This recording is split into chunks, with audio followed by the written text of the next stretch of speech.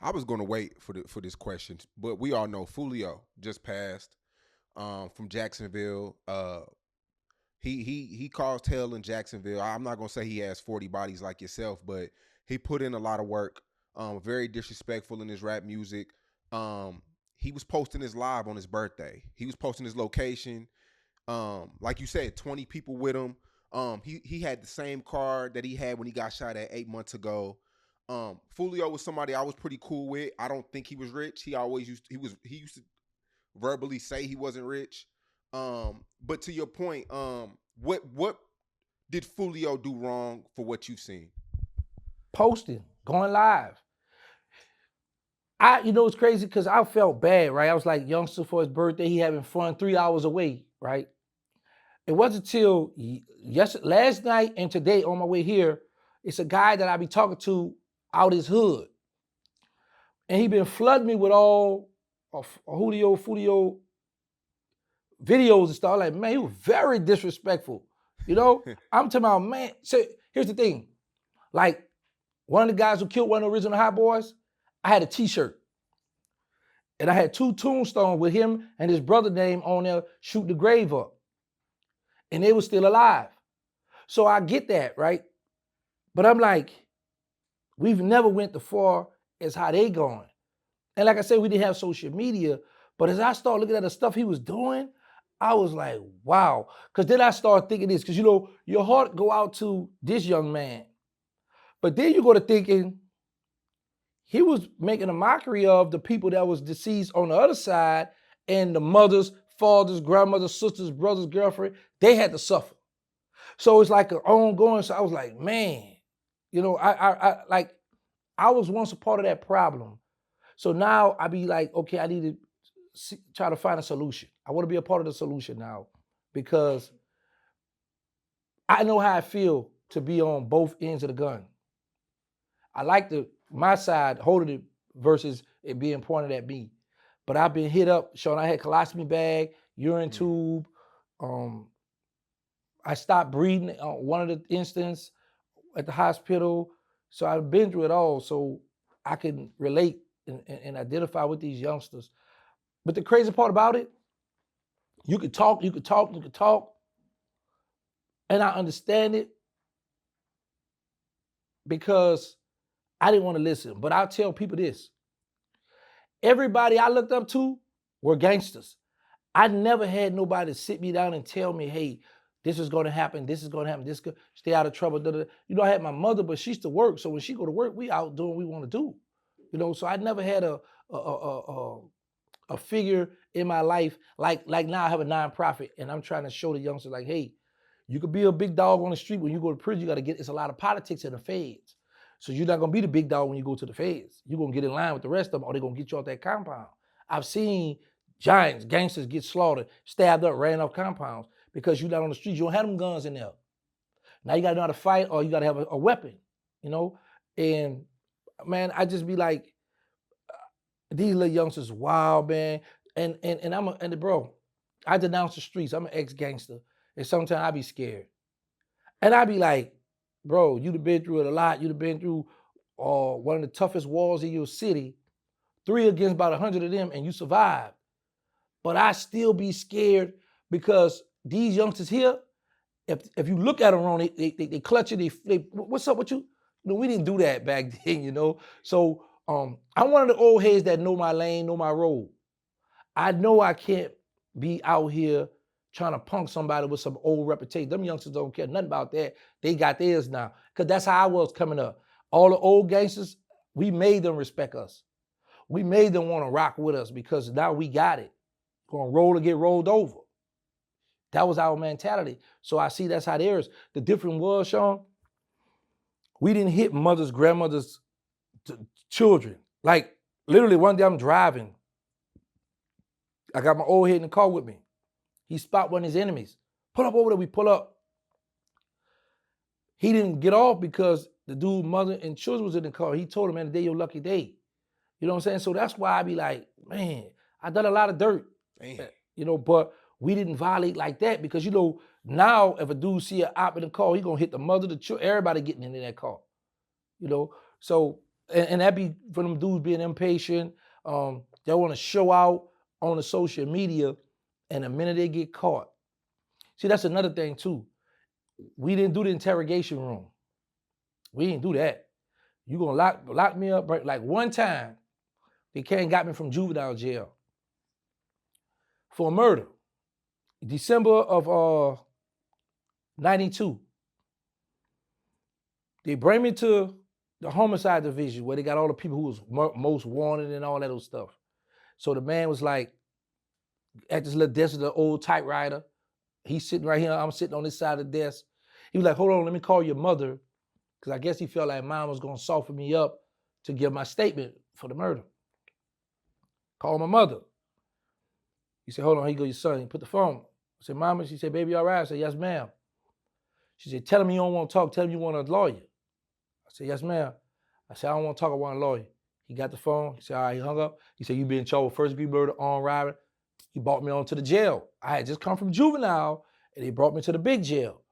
So our jail got a sign, you're now cautious, you're now entering the real jail, because this is where the guys coming from Angola, young boys getting there, they're getting beat up, it just violent in this jail, OPP. This is where they had the lecture chair back in the days. So I was put there, straight from juvenile jail, straight there. But I got blessed because I was put in a cell. They didn't know this, but they put me in a cell with a guy that I ran on the streets with, Mike out the mouth, and my other co-defendant, who was my juvenile co-defendant.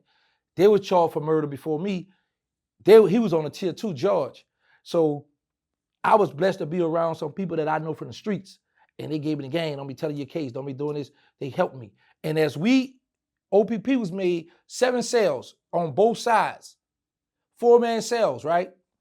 So what the old heads would do, they'll put a blanket up and get them little youngsters in the cell with them, and they want to wrestle. You know, a youngster, his mind, he want to play. Oh, I'm strong, old man, you can't handle me. So them old heads, this is what they do. They want to wrestle, they want to play, and they tie you down. Once they tie you down, now you can't do nothing. Now they trying to take your manhood. I witnessed this kind of stuff, man. A little youngster, I hear the skirt. I said, what are you doing? He said, man, mind your business. All right, we making a moldy this day. A moldy was, my homeboy was mad too. Like, we used to take the cookies, the M&Ms, the bread, and roll it out. And then it's like a big burrito or something, but it's all sweets. And we put it in a stanger to warm it. And we was making that day. And I saw, and it was directly across, but the blanket up. But I knew the results because the next weekend, the little dude was sitting next to the old head with the handkerchief tied around his head, like the homos did in our jail, you know. And I was like, oh, it's going down here, you know. I'm in a real jail, you know. But like I said, I was around my homeboys, my 2 homies, and they had respect. They knew how to fight, and dudes just respected them, so I was good, you know. But everybody don't get that, you know. So that's why I be sitting back, and I be like, man, I done been through a lot. I done been through some of the toughest, man. And now I'm here, you know. I got to get the message out. I got to let the people know, yes, I've done this, but you have a chance, you know. Like, when I got out, bro, my first time working was in Roanoke in Fort Worth, out there at NFI at a Colgate warehouse. I was so happy to have that job, man. It was my first time in my life having a job. And I was on the phone with Birdman, bro. And he told me, man, I was in the warehouse. And his exact words were, you can tell your story. He said, but you're only gonna get 5 minutes of fame. Nobody gonna want to hear your story after that. So I'm like, oh, all right, cool. You know, we had a little talk before we hung up, right? And this was in 2022. And we in 2024, 2 years, 6 months later, I'm still telling my story, you know? So that's why I tell a lot of youngsters, don't listen to what people say. Do with your heart, follow your heart, you know? Especially if you're doing something positive, because you got some people that still want to do negative stuff. Like some people, you know, they hit me up all the time, ask me about different scenes and different stuff. And I'd be like, and let me tell you what's crazy. Because if you notice, you go back and check, when I first did my Vlad interview, I didn't talk about those bodies. I see that. Yeah, it's a lot of stuff, because sometimes I think, man, I got away with a lot of stuff, and I met a lot of those family members, and I don't be wanting them to think like I'm trying to open old wounds, pour salt in wounds, or, you know, trying to but like I say, everybody that I stepped on was in the streets. And then, like, you can't justify that, but it's done. Damage is done, So, like I said, I don't lose no sleep though, Sean. I don't lose. Yeah. I ain't gonna lie. What? Before we move on, because I kind of want to go back to Foolio a little bit. What should he have done differently? Because we know it takes money to win wars. And like I said, he wasn't rich at all. He had the same car. His enemies knew what kind of car it was in. He was posting his location. Do you feel like somebody like him feels like they underestimated his enemies? Of course. Here's the thing. He was 26, right? Yep. Okay, let me show you something. I went to the feds at 23. I got my FBI report. In my FBI report, they said they were unable to get surveillance on me because I would switch cars every day. Like, I would literally, like, I know people like to ride Mercedes and different stuff. So what I would do, hey, you want to drive this car? Yeah, give me yours. Make sure you have the windows down, because if I got mirror tisser, have the windows down so they know you're a female, or they know you're an innocent person, they know you're not, part of this war. But I would switch cars where I got to get a rental. I'm going to switch cars because I knew two things. My homegirls who were messing with some of my enemies, they're going to tell them what I'm riding in. Some of them, right? Because I learned a penis and vagina, two powerful elements. So whoever you land with, they're going to give you some information. Another thing is, he was doing a lot of rapping, so he had some kind of money where he could at least trade that car in. Yeah. Trade that car. And another thing, like I say, I understand you going live because you thinking these dudes got your back. But how we roll, I understand you got my back, but I'm going to get my own back. Like, I used to always tell people, I'm scared to die first. Because nobody's going to retaliate how I'm going to retaliate. Even though my homies steppers, they going to squeeze, but it's going to be different. They might take their time or whatever the case may be. And I just think that the little young, not just him, in the ops, the other ones, because I see what the other little dudes made videos right after that, where what you're doing now is this: you antagonizing. You posting this stuff, yeah, your man dead, now we crushed him. So now what you're doing now, you got these other little youngsters that got all these other foreign guns. You forcing their hands now, because if they don't retaliate, they're going to look like they soft. So now it's going to be an ongoing thing. I think that Foolio, for number one, should have never been on live or posted what he at. I don't care how far away you are, knowing people want to get at you. And the way they doing now, what I'm learning what they doing now is connections. Now everybody politicking with one another. Like, I have people hit me up my DM. Hey, yo, if you ever out in this part, man, we got you. We're going to hold you down. So people loving that kind of stuff, they rock it with you. They're going to just do a favor for you, Because it's in my mind, like, I remember a connect came in the project by my homie Killer Stone. He's deceased. They dropped all 20 kilos. I'm already mad because my bro sitting on his sofa, who I let him hit, so he didn't pass it to this connect. So I'm like, hey, man, I want to rob him and kill him back here. He like, no, man, they in my care. Follow them. And once they get to the next state, the next city, they out of my care, you can do it then. I'm not about to ride an hour away to kill these people. So I'm thinking it's 3 hours away from where he from, I'm like, man, either the gang or whoever he beefing with, that stuff stretched like that, or somebody just had to come out. But then I heard his friends were still cool with some of the ops. Yeah. You know what I'm saying? So now you got the favoritism game going on. Uh-huh. That happens in war, bro. I done been through it. I'm talking about plenty of time. I had dude like, man, look, bro, you owe me, man. I'm like, what's up? Look, bro, they gonna build by such and such. I got you. You know what I'm saying? So I know the dirty games people play, and I just be like, man, 26 years old. Like, I got a 26-year-old son that's in the Fed now, fighting 2 homicides. He fighting 2 bodies. He got 15 years already for a drug. And the body he's fighting is the guy I was beefing with, son. And he named after his father. You see what I'm saying? And now this guy who I was beefing with got a life sentence in the Fed. So now my son is headed to the Feds. Now as a parent now, I'm like, whoa. If my son wind up on a penitentiary yard with him, how is this going to turn out? So that's in my mind now, because this is my son. But I always tell people I would rather go visit my son in the jail than go visit at the graveyard. But Foolio, I looked at the stuff. I was looking at him and I was like, boy, he having fun. He had the little pretty little girls with him. I said, boy, yeah, he enjoying himself. But I didn't know the history of their stuff, you know, until once that happened, then people start flooding my DM with all. Let me tell you this. It's one guy, it's one little youngster that's amongst them. He won out. He hit the guy I be talking to. He like, man, I don't want to live this life no more, boy. I don't know what to do. So he's scared to like come out. He don't want to, because I was going to talk with him on my thing, but I was like, tell him to relocate. And it's sad, bro, that a lot of them want to be a part of the gang. A lot of them want to show them guns off, but they be broke. They can't move. They don't have nowhere to go. You know, and that's the thing I look at too. Like, I'm pretty sure that Foolio had some kind of money where he could have switched that car and had, but we can't say security, because a lot of them look like, I'm gonna get my homie for my security. I don't trust security.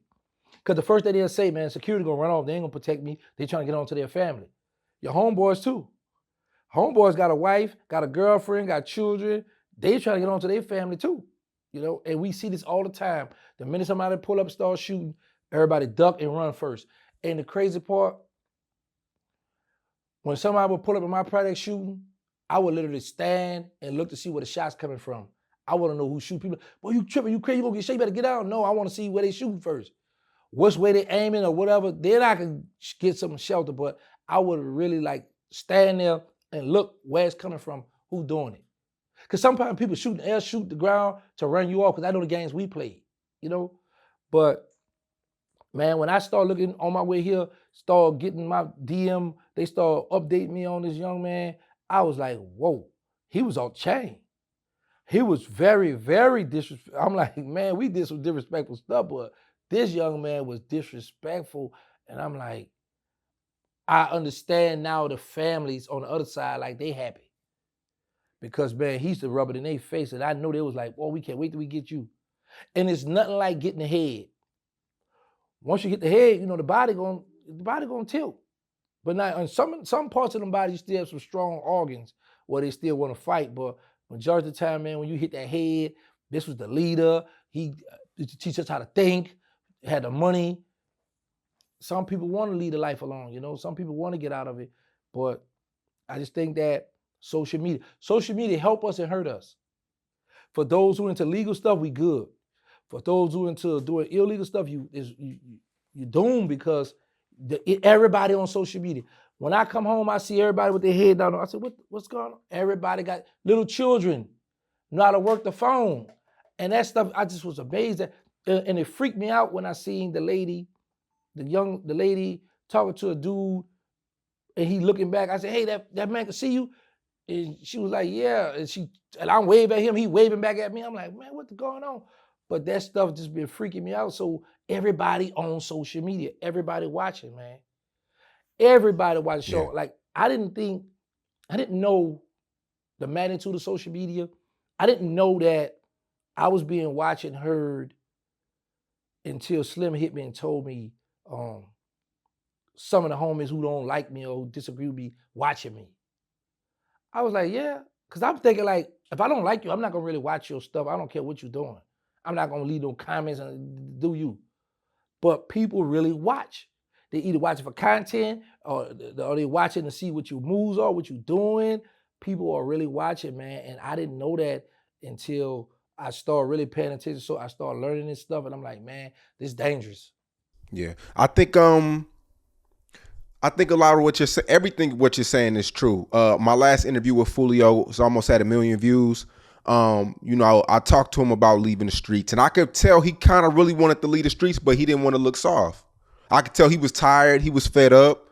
He just wanted to do his rap thing, but he didn't want to be judged by the fans. He didn't want to be judged by people on social media, because the fans will trick you out of your spot. Listen, I tell my youngsters, peer pressure.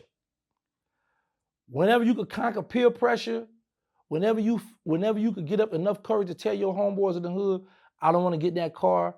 No, I don't want to hold that gun. You're going to be better off. Yeah, they're going to talk, but do you notice this? Everybody who go viral, it only be for a moment. And then you got to find something else. because it's the next person going. It's always time waiting for no one. It's constantly going. So with that being said, a lot of us, and even me, I was like that. We feel like we got a point to prove, because just like how you just said, Foolio told you that, I was like that at once. I was like, I wanted the reputation. I wanted people to be scared of me. I wanted people to feel me, but I wanted to be liked as well. So when I got all those things, I was like, man, what I got myself into. But when my best friend, the original hot boy, Mosquito, hit him 20-something times, I literally walked up to him, Sean. I'm on the phone with them. I'm like, hey, is he dead? I don't know. They passing the phone to one another. I go in their project, walk in the court in the driveway where it's dark at. He laying down where he got a little light where I could see him, like he was reaching for something on his back, hit all up, and I'm looking down at him. And I'm looking at them over there, and they talking about they didn't know. I'm like, clearly he's dead. I asked y'all that. But I'm thinking they had me thinking somebody from somewhere else hit him, but all the while it was inside job. So I get it when the person be like, man, I don't want to, but I know people gonna be looking. We care about what the people say, what they think about us. Because we create this persona like, I'm tough. So when you create that persona, people want you to live up to that. You gotta stand on that. Or then they're gonna clown you. Oh, you coward, you fake, you soft. And some people, like me, I tell people, once you get bulletproof emotions, you'll be better off on the internet. If you don't have your emotions intact where you can take this stuff, the internet not for everybody. Because it will destroy you, man. I'm telling you, I be saying some disrespectful stuff on the internet. And I laugh at it because I be like, once I get off the internet, I leave it right there. Now my mind is, I'm free. I gotta pay these bills. I got my mother. I got my son in jail. I got grandbabies. I got people that's dependent on me. So I gotta know how I'm gonna make $1. I don't carry the social media. I leave that over here. And now I'm in real life. But a lot of people worry about what people are gonna say. And I was, at one time, I was like that. I was really like that at one time. Have you ever gave somebody a pass because they were with their girl or mom or kids? Yeah, I ran in the house and robbed a guy. That almost come back to hurt me too, because it was a barbecue later that I went to the barbecue across the river, and he saw me and went to cut acting crazy. But who I was there with, it was like a protocol. He respected these old heads and respected who I was with. But yeah, his girl and his daughter was in the house, and I was nice enough to leave some of the money and stuff, so you get yourself back right. And he lied to say I took everything when he went under. So, I guess he was looking at like, he already robbed me, so I'm gonna keep this and tell him everything gone, But yeah, I've done that before. But my thing always been this. I'm gonna rob you. Two things I would prefer: either you put a hit out on me or me and you go to war. That's just always been my mentality. And I've had my share of bullets. I'm talking about stomach was cut open, my lungs collapsed, been through it all, man. Car wreck. I had juvenile life. I did state time and federal. So I done been through it all. But yes, I've had a time when I've seen the person with his people, and because my thing always been, the city's small, New Orleans. Super I'm small. gonna run into you again. We always politic and network with people. I was cool with so many people all around. A lot of people used to like me. That's why I be telling, when people like, man, I want to be feared, I be like, yeah, I still want that. But then I start realizing, when you want to be feared or when you are feared, people try to get you out the way faster. Yeah. When you are feared, they feel like, oh, he gonna come to me next. Let's just get together. There's so many big dope boys put this money together. Let's have him killed. Let's have him get out the way. So I became where I want people to like me. And there's a lot of people all over the city of New Orleans used to like me. I used to show love. I got drugs. I give them a drug. I don't never front you. You can get that, get your money right, come back and score from me, because I know you're not gonna pay me back because you don't have that much anyway. So to keep down me, you from beefing, get yourself together, come back and score from me. And that's always been my mentality, helping people out. And I learned that from one of my big dogs, Blackie Mo. Always help people around, the children, go to the store for the old people, and it pays off, because when I was wanted for, they kicked in my door. I was running the block party, an old head, a crackhead, a lady, and some children come running. They coming, the police coming for you, gangsters. So I was able to get away because I show love to my hood, So you got to do those things. But sometimes, man, we be so far gone and caught up in this stuff to only way you're gonna get out, bro, you gotta relocate. I think me relocating is one of the best moves I've ever made in my life. And when I was incarcerated after Katrina, I was upset when I heard people didn't want to go back to New Orleans. I felt like they was turning back on our city. But I had been locked up half of my life. All I knew was New Orleans. When I got out, I went straight back to New Orleans. And then baby said, man, get from down there. Get from down. It's a junk. You don't get like, but man, this is my. But when I started seeing them youngsters clutching and stuff hanging out their shirts different, I said, yeah, I got to get from down here. I ain't gonna make it down here, you know, because I don't know who is who. Because I had a guy that I used to run with. He waited 15 years to kill a man who killed his father. So I know how people play, man, and what me getting on social media and having a name in that city, I know they just was waiting to get their, I couldn't, I been through too much to come home and let one of these youngsters steal me like